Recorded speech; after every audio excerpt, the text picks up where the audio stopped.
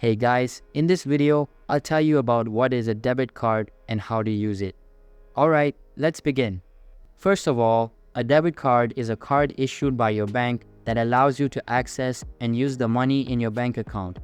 It's linked directly to your account, so when you use it, you're spending your own money, not borrowing like you would with a credit card.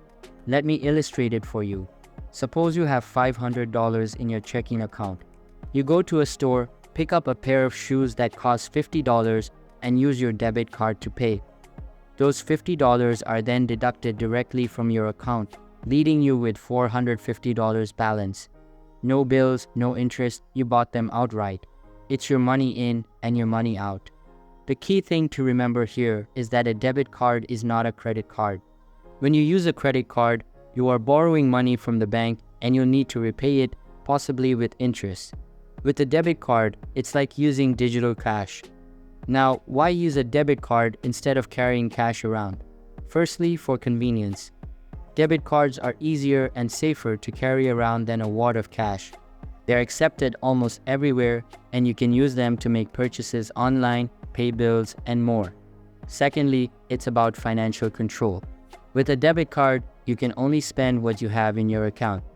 This can be a great tool to manage your spending and help to prevent you from getting into credit card debt.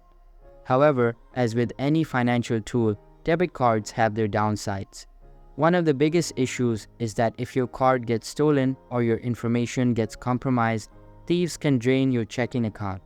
Most banks offer some protections, but it might take a bit of time to get your money back. Another drawback is that unlike credit cards, debit cards do not help build your credit history. So, if you're planning to apply for a loan or mortgage in the future, responsibly using a credit card might be beneficial for your credit score if you are smart about your finances. So that's basically all about a debit card and how to use it. And that's it for this video. If you find this helpful, consider subscribing and giving this a big thumbs up. Thanks.